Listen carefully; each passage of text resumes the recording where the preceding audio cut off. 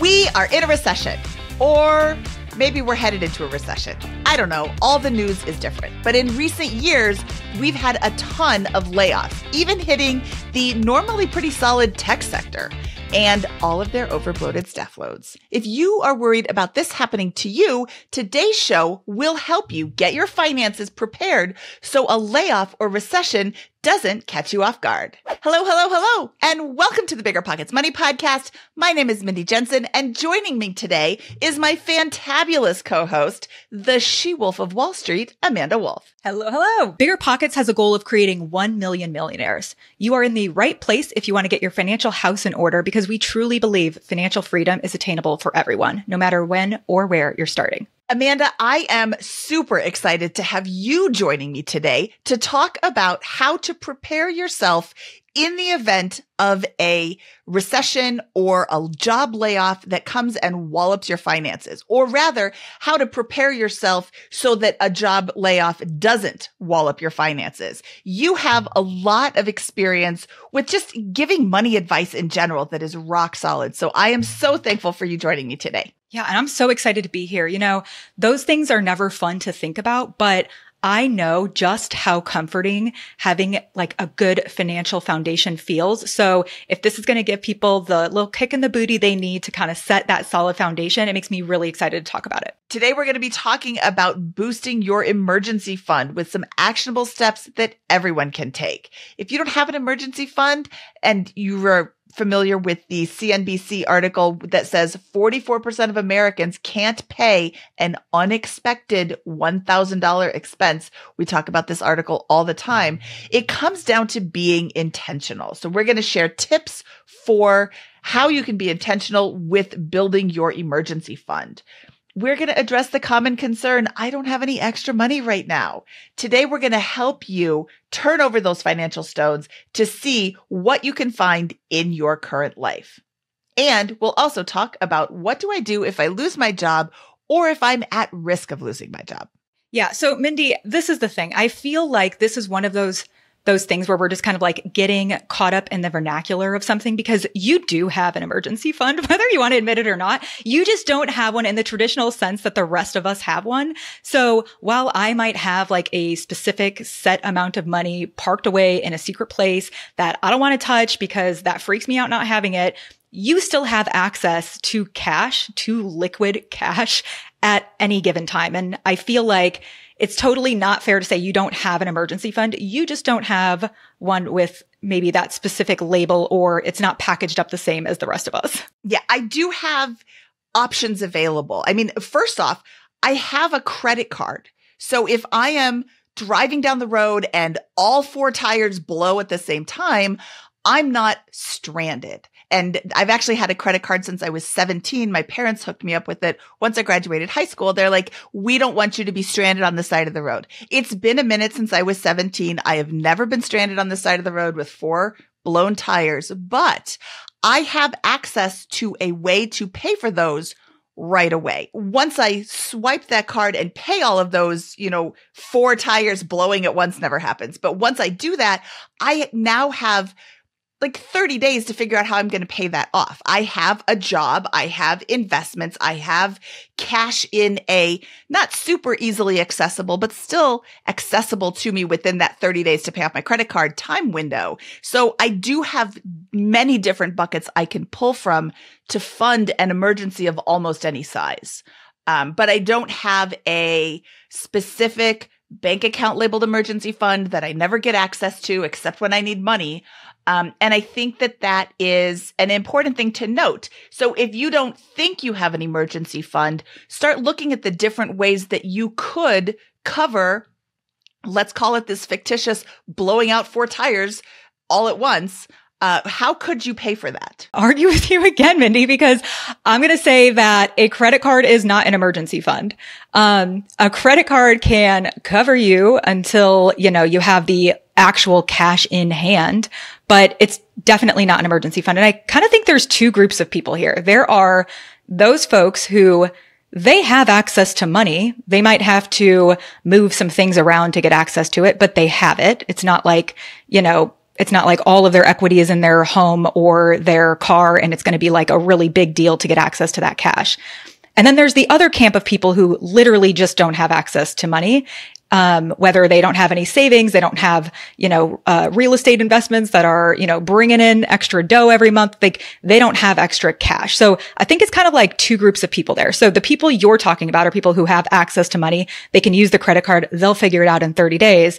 Then there's the camp of people who they don't actually have enough cash or access to cash, and putting it on a credit card is only going to further snowball their debt. So I kind of think I wanted to call that out, because an emergency fund for some people, like the credit card, that's really not going to do the job. Right. And I'm glad you said that, because a credit card isn't an emergency fund, even though I just said that I have a credit card. So if I have an emergency, I can swipe the card and, figure out how to pay for it later. I know how I'm going to pay for it later. I have investments. I have income. I have, more income than I am currently spending. So there is a delta between how much is coming in and how much is going out every single month.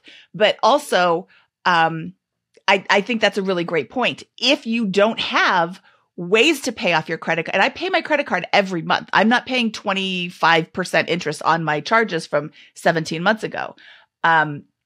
So if you don't have a way to pay that off every month, then absolutely your credit card is not your emergency fund. It can cover in case of emergency, and then you're going to have to figure it out later. But let's talk about ways to build up your emergency fund for those of us who don't have the ability to just pay off their credit card when they're moving things around. What would Dave Ramsey is famous for saying, I have a $1,000 emergency fund as baby step number one.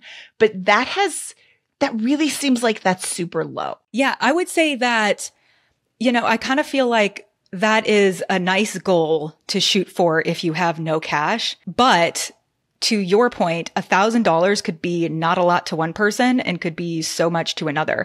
And there is not a blanket answer of how much you need for an emergency fund. It depends on so many different factors. Like you and I probably need different amounts, right?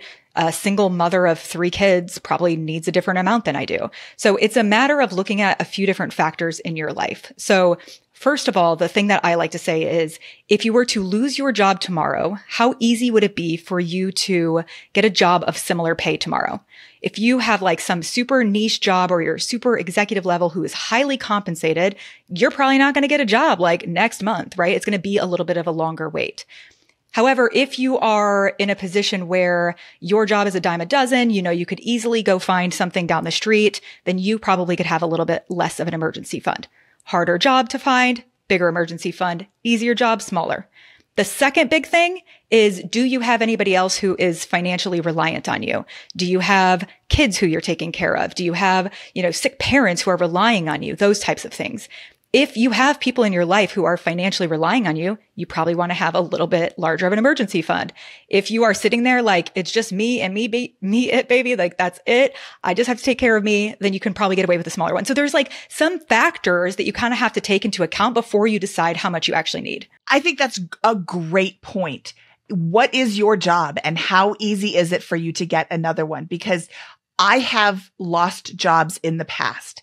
It is fairly easy for me to get another job because I have a variety of skills and I'm not picky. When it comes to applying for a job, I am what's the opposite of hyper focused? I'm hyper unfocused. And if it sounds interesting to me, I am applying for it. I have my main resume and I tweak it as I need to and my cover letter to apply to each individual job. And I apply to everything because here's the thing.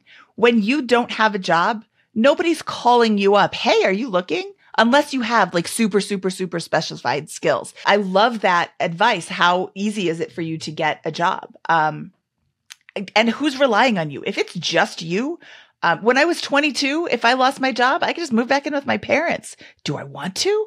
No. But could I? Yes. Now they live in an RV, so I'm not going to move back in with them anyway. One piece of advice that I have seen is to cover your largest deductible. So, and I think it's really important to note that this is not advice. Have an emergency fund. You're not going to be able to just come up with a number instantly. Oh, $1,000 sounds good. Really look at all of the expenses in your life, all of the things that are absolute must-haves. Like you want to be able to pay your rent or your mortgage. You want to be able to put food on the table. You want to keep the lights on. So look at those expenses and then look at, your other things. Like what's your largest deductible? That's, for me, I think it's like $10,000. So I want to have at least $10,000 in a bank account that I can access if I need to. Amanda, I think this is a really great point. I think so many people are like, okay, I know I need an emergency fund, but how do I figure out how much I need? Yeah, so it's going to be different per person. And I actually do have a free emergency fund calculator on my website. If you go to shewolfofwallstreet.com/ecalc, and it'll be linked in the show notes below, so you don't have to memorize that. But it's going to walk you through the different scenarios to identify what your essentials are in life and how to figure out how much you personally are going to need. So it'll walk you through different scenarios because, paying your rent and your mortgage and buying groceries are essentials. You need to make sure you have enough money for those things. But, ordering Postmates and, going out to the club are probably not going to be included in your emergency fund if you're going to tighten things up a little bit. So I have a free calculator where you can, walk through that to see how much you'll need, but it's going to vary per person. Amanda, let's talk about ways to reduce your spending so that you don't need as much in your emergency fund to begin with. I know you had a recent Instagram post about one of your coworkers that was cutting down her grocery bill almost in half. I'm fascinated by this. This was actually such an interesting conversation. So one of my, good friends had sent me a text saying like, do you feel like groceries are just out of control? I'm spending $600 a month right now. And mind you, let's give some context. She is one person. She's like in her 20s, 5'1", 105 pounds, like wet noodle, right? Cannot be eating that much. And when she told me she was spending $600 a month, I was like, there is no way. That is how much basically me and my husband are spending for the two of us. Where are you shopping? And she told me, I'm just going to Kroger. And I was like, that, my friend, is your problem, because I discovered this issue myself a couple of years ago, hitting up my local Jewel Osco where my grocery bill was getting insane. So we actually started going to Whole Foods and our bill dropped drastically. She's like, no way. I think of Whole Foods as whole paycheck, right? That's the kind of thing that we've all heard, right? So we decided to do a little test where we compared like a whole bunch of different grocery items at Trader Joe's, Aldi, Kroger, and Albertsons. And keep in mind that Kroger has like an umbrella of stores beneath them. Albertsons has an umbrella of stores beneath them as well. So it was Trader Joe's, Aldi, Whole Foods, Albertsons, Kroger. We did it across those 5 chains. And some of the data would be very surprising to you. Aldi, cheapest by far. That's probably not a surprise, right? But not all of us have Aldi near them. And I am one of them. Colorado does not have Aldi. Hey, Aldi, if you're listening, come to Colorado. No, so many people were saying the same thing. But when we did an analysis of these top, 25 items, because what she essentially started doing was going to Trader Joe's, and her bill went from $600 a month to a solid $350 for about 2 months in a row. So then we were like, let's go on this, endeavor to see, is it just the things that maybe you and I are buying? Let's look up the top, 25, 30 most popular items that people purchase at grocery stores and compare them across these 5 chains. And we found Aldi was the cheapest, then Trader Joe's, then Whole Foods, then Kroger, then Albertsons. So on most things. Of course, there are some outliers, but it was actually really shocking. So yes, by her just simply changing the grocery store she picked her groceries up at, she saved hundreds of dollars a month, and she's still buying the same type of stuff. So when you go looking for extra cash in your budget, sometimes it's as simple as taking a step back and being like, where am I buying my things?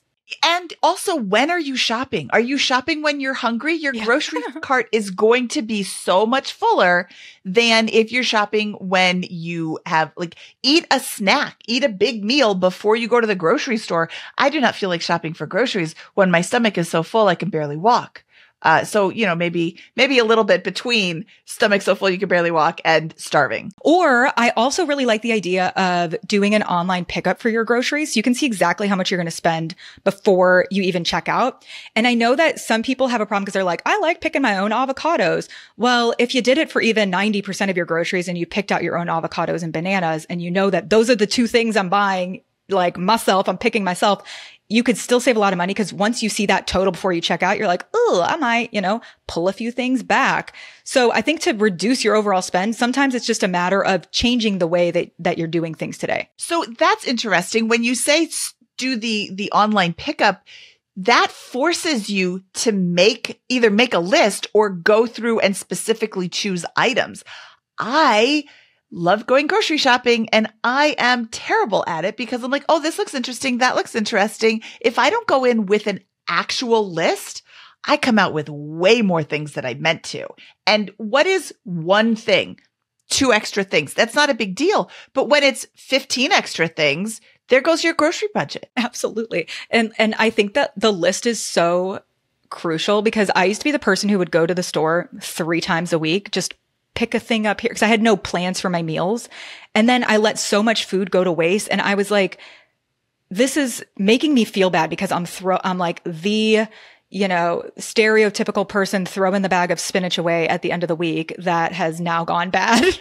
But also it just makes me feel bad because I'm wasting money. I'm wasting food. I've got to get this under control. So making a list was kind of life-changing for me. Yeah, absolutely. And I know we started talking about emergency funds and we kind of got off into it, but this is all part of your emergency fund. If you are spending $600 a week on groceries, then you're going to need $600 a week times however many months you're going to do your grocery budgets, however many months your emergency fund is going to be, you're going to need that much. But if you're only spending $350 a week on groceries, now you just cut your grocery needs for your emergency fund almost in half. That's huge. So I think it's so easy to mindlessly spend. I know because I do it myself sometimes. I wish I was perfect, but I'm not. So yeah, I really like that. Just audit your spending, groceries, everything. Audit your spending and see what you can cut back just by making little tweaks. Absolutely. And even just reevaluate, it goes beyond the grocery budget. I mean, we've definitely deep dived into the groceries right now, but there are other places in your life too. Like when was the last time that you renegotiated your car insurance, right? Or when was the last time you renegotiated your cable bill, Wi-Fi? I know calling them is a pain in the butt, but you can save tons of money, or your car insurance, things like that. Absolutely. I just renegotiated my car insurance about a year ago, and I had pretty low coverage. I'm a great driver. I don't get into accidents that are my fault. I have a high deductible on my homeowner's policy, but I had done an episode of the BiggerPockets Money podcast where we talked about a fire that was near my house that took out 1,100 homes. And a lot of those house prices had gone up, but their insurance coverage had not. If you buy a house for $500,000, you insure it for about $500,000. And then when your property values go up, how frequently are you checking back in with your insurance company to make sure you're covered? A lot of these houses had gone up to $750,000, but they're still insured for $500,000. Guess what check they got from their insurance company when their house burned to the ground? $500,000. So I looked at my policy. I'm like, oh, this is a little outdated. So I called up my insurance company and they offered to, increase my coverage for quite the price. I called up Liberty Mutual. I will absolutely name names. I called up Liberty Mutual and I said, hey, a friend just renewed their insurance with you. They got an umbrella policy as well. And she said that she had really great experience. Can you give me a quote? They said, sure. They looked at everything. I got more coverage on my auto policy, more coverage on my home policy, and an umbrella coverage policy for less than I was paying before.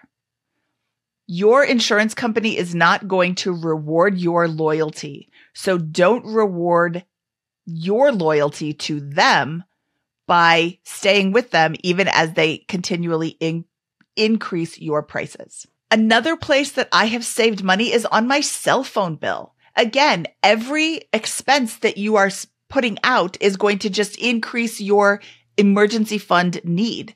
I have Mint Mobile. They have been a sponsor of the show in the past, and that's not why I chose Mint Mobile. I chose Mint Mobile because they're $15 a month, and they are absolutely very, very reliable. I have had nothing but great service from Mint Mobile, except when I was in Alaska. They didn't cover Alaska, so, definitely find where your coverage is. But why would I pay $100 a month for the same service that I'm getting for $15 a month? I never use all of my data because I'm not on my phone all that much. They do have different levels of plans.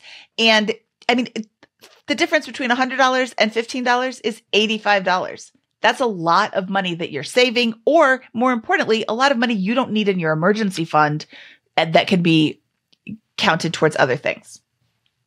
Something that I have suggested a couple of times is canceling Amazon Prime.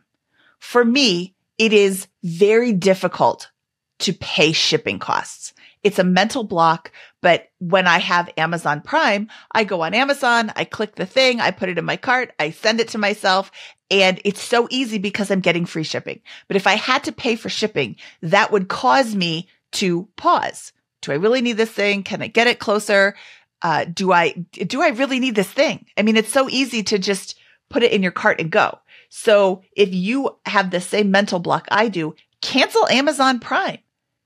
Save the money for the cost of the subscription, but also that'll prevent you from making ridiculous purchases. If you don't have the mental block of paying for shipping, I would suggest auditing your Amazon purchases anyway, just to make sure you're not mindlessly buying stuff. It's so easy to buy with Amazon. They've really made it so easy to buy. And while you're auditing your Amazon Prime subscription, audit all of your subscriptions.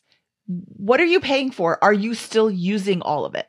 Amanda, I know you did this with Rocket Money. You audited all of your subscriptions. Yeah. So I had actually been speaking with a friend who said she had used Rocket Money and was able to find all types of subscriptions that she had subscribed to that were not even going to her current email address, that they were hooked up to her parents. And so they were being charged for them and she had never even noticed it. So I thought, okay, I am going to sign up for Rocket Money and I'm going to find all of this extra money lying around that I didn't even realize, I was wasting it on. And long story short, I unfortunately did not find any subscription. Well, I guess fortunately and unfortunately, right? I didn't find any subscriptions to save myself money on, but the annoying thing is that Rocket Money does not audit itself. So the next month, I forgot to cancel Rocket Money. And then I got hit with their subscription fee for the month. So I would say, if you're going to use those subscription services, they can be helpful, but don't forget to cancel them because they're not going to give you a warning. That is a really great point. I'm glad you brought that up. Another way to reduce your spending is to get things for free instead of paying for them. Of course, Mindy, what a no-brainer. What I'm talking about is places like your library instead of your bookstore. And yes, you want to support your local authors and you want to support, your favorite authors. But when you are either in a layoff or in a recession or, really looking to boost your savings, you can look out for your favorite authors down the road. One way that I do this is by subscribing to Kindle Unlimited. I blow through books left and right, and I don't really want to buy 500 books. I don't have the space for them. So I have Kindle Unlimited. But when we were talking about this, you had a really great suggestion that's even better than Kindle Unlimited. It's totally free because Kindle Unlimited it's not free, right, Mindy?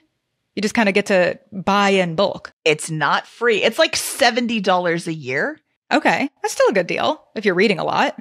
Not if you're reading one book a year, that's probably not a great deal. But yeah, if you're reading a lot. No, Libby, to me, I used to spend so much money on books and I discovered Libby. That might be old news to some people, but I know that it's going to be new news to some. So we're going to talk about it for a second. But Libby is the like public library. So obviously you can go in person to your physical public library, but sometimes, the millennial in me doesn't necessarily want to go do that. I want to do everything digitally. So it's a digital library card. I didn't even have to leave my couch, and I downloaded the app. It like hooked me up to my closest library, and then I get to borrow books for free digitally, ebooks as well as audiobooks, which I think a lot of people don't realize that audiobooks are included in it as well. But Libby is freaking so legit, and it's totally free, but you do have to sometimes, wait a week or two. So what I like to do is load up in my, in my queue so that I have some waiting for me. And then, you can pay literally no money. You can pay $0 for your books.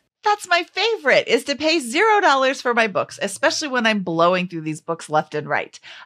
Check with your local library to see which service they subscribe to. There's Libby, Libby, but there's also Hoopla, Hoopla. So check on both of these. And we would love to hear from you. If you have more ways to get free books, please share those in our Facebook group or in our show notes, or leave a comment. All right, let's rethink the idea of essential items. Your daily coffee really isn't all that essential, but if it is, you can make it at home. There's gasoline for your car. That's pretty essential.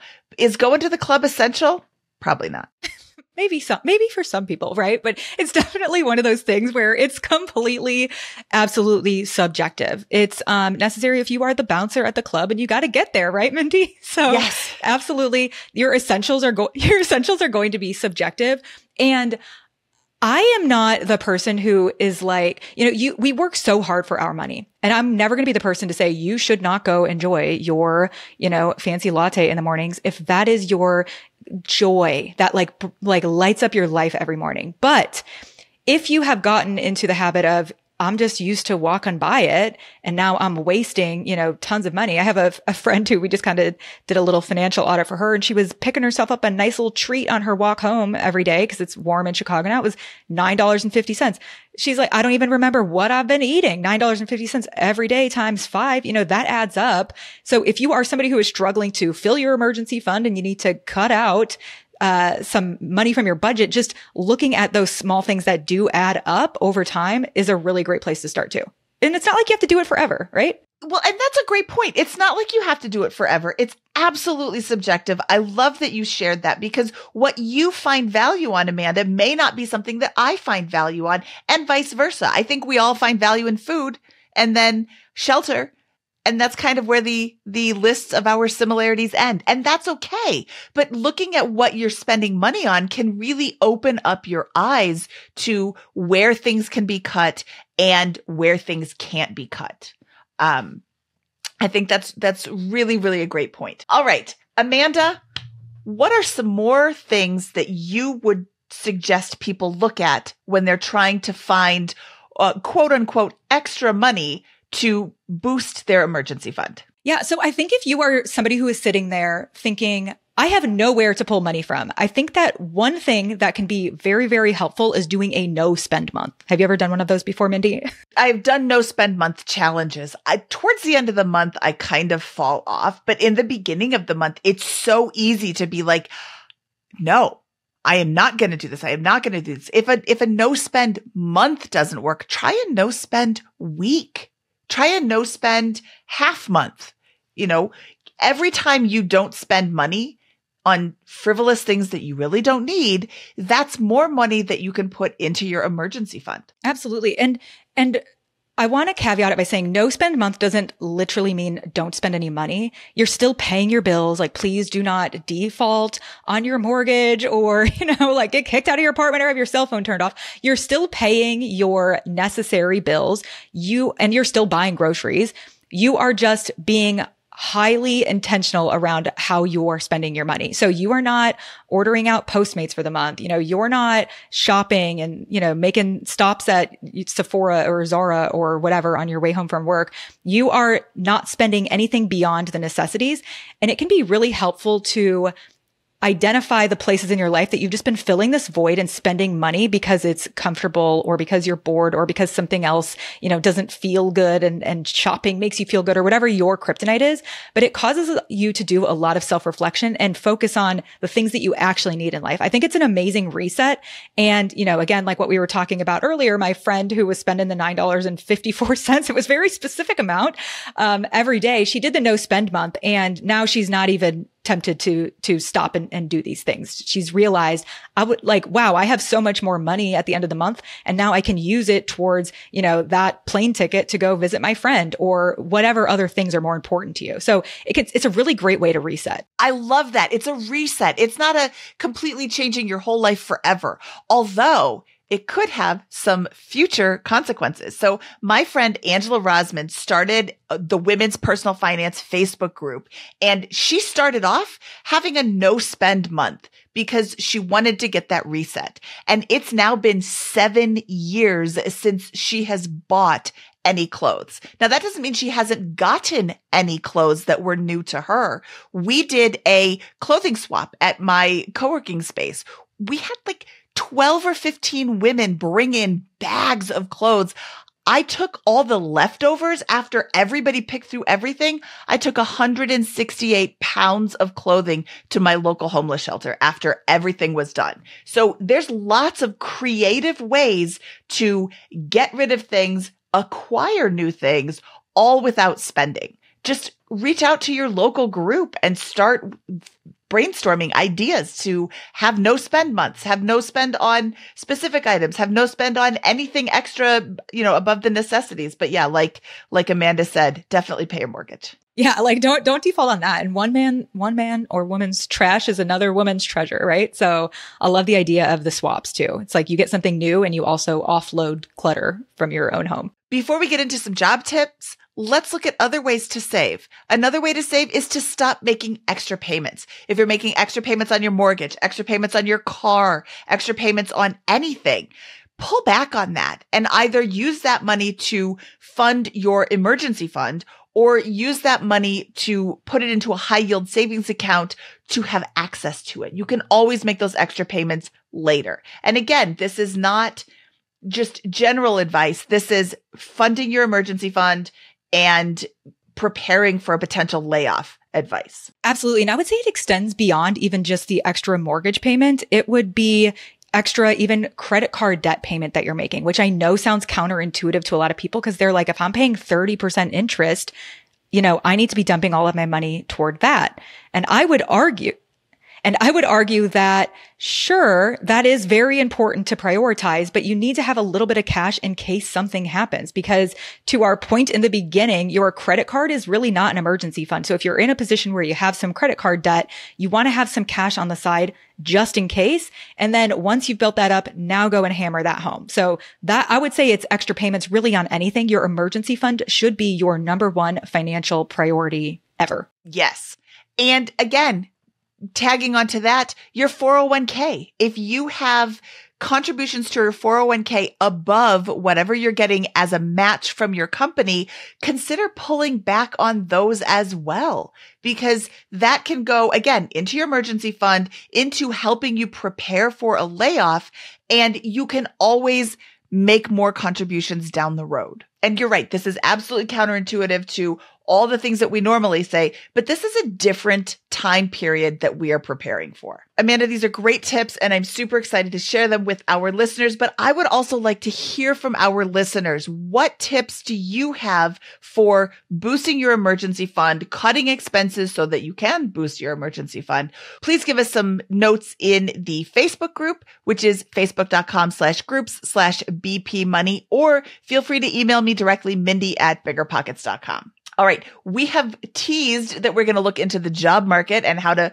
prepare yourself so that you can start finding a new job. Amanda, what would you say is the number one thing people should be doing when they are preparing for a new job? I think the number one thing is to be super smart in how you're applying. So I have shared before that my biggest financial mistake I've ever made in my life that I up to this point. Hopefully it's a forever thing, but my number one mistake is staying at the same company for way too long. So I stayed at my last company for 12 years, and data shows that those who stay at their same company for more than 2 years end up paid less, like $1 million less over their lifetime.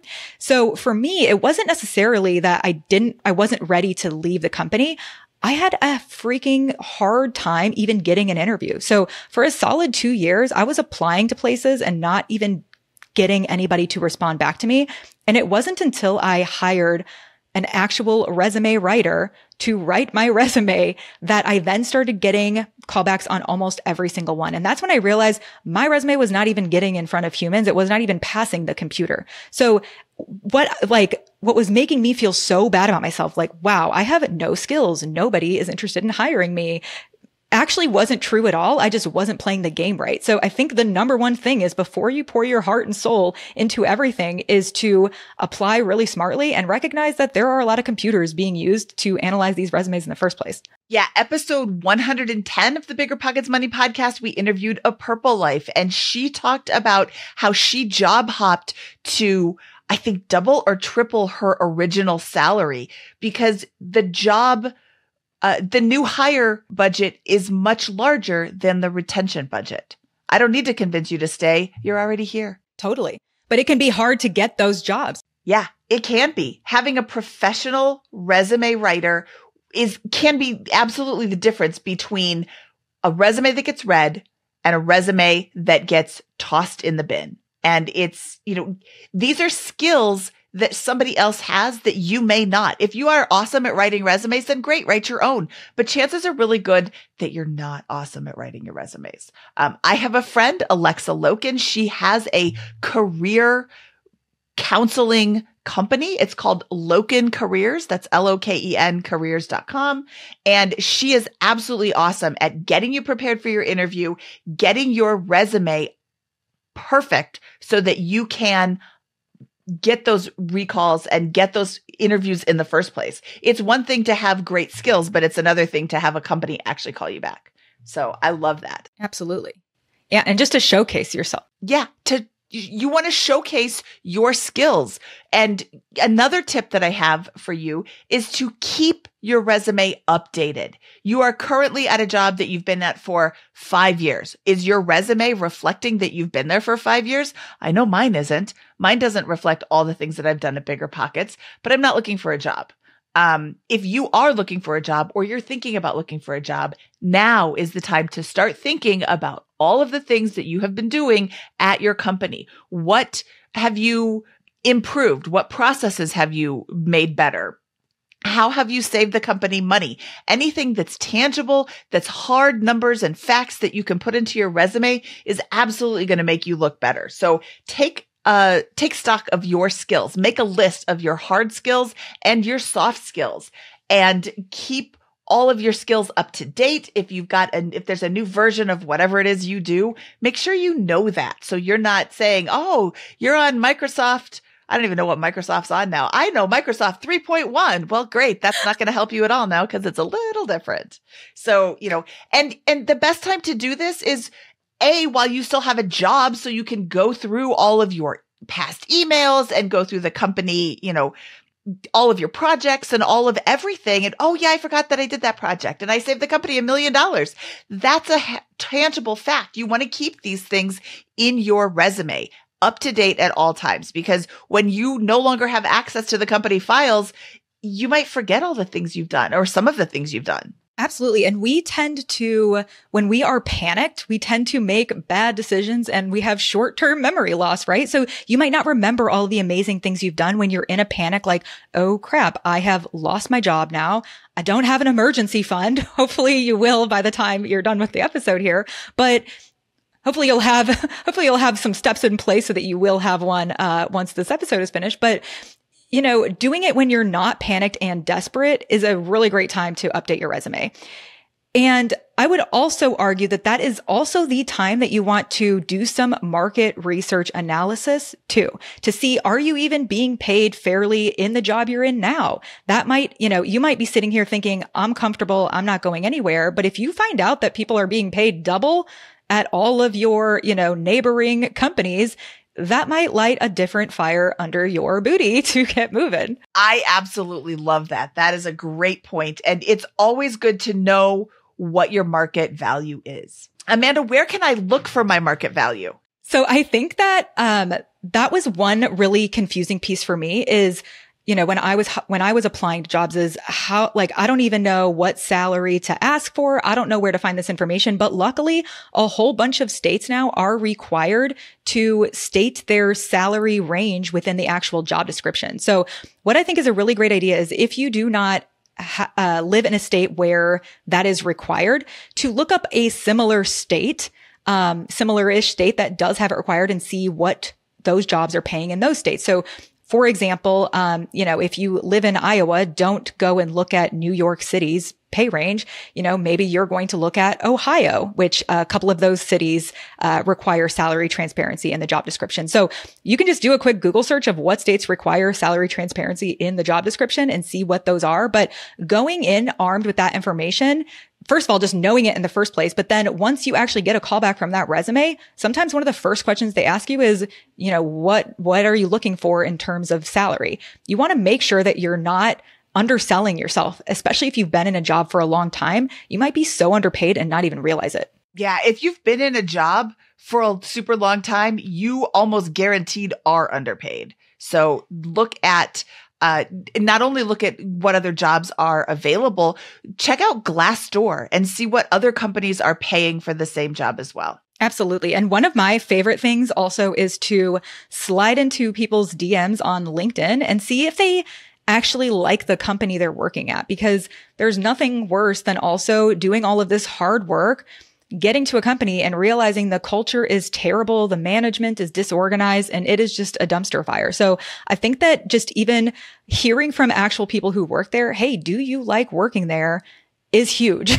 Is huge. It's not just necessarily a disgruntled employee who is, writing a bad review about the company, but people who are currently actively working there, do you like it or not? Because it could save you a lot of time and potential heartache if you don't end up getting actually hired there. I had an interview once where the person that was interviewing me, I asked her, do you like your job? Because she was giving off I hate my job vibes.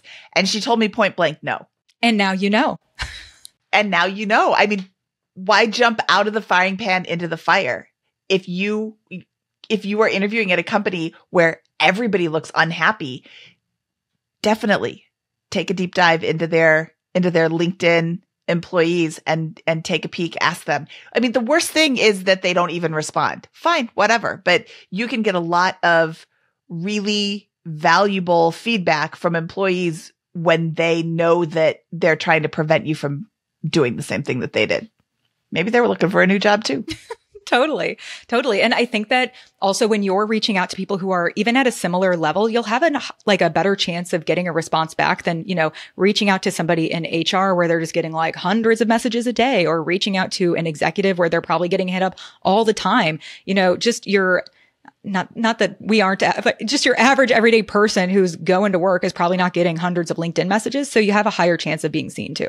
All right, Amanda, thank you so much for joining me today. This was super fun. To recap, we covered ways to save, places you can look for to find new funds to put into your emergency fund. We've given advice to potentially stop paying extra or stop contributing extra to your 401k above the match, and given you some tips for how to get organized for a new job search. We would love to hear from you. If you have any additional tips, please share them in our Facebook group, which can be found at facebook.com/groups/BP Money. Amanda gave a great emergency fund calculator. It is found at shewolfofwallstreet.com/eCalc. All of these links will be found in our show notes, and we appreciate you listening. That wraps up this episode of the BiggerPockets Money podcast. I am Mindy Jensen, and she is the she-wolf of Wall Street, Amanda Wolfe. We are saying toodaloo, canoe.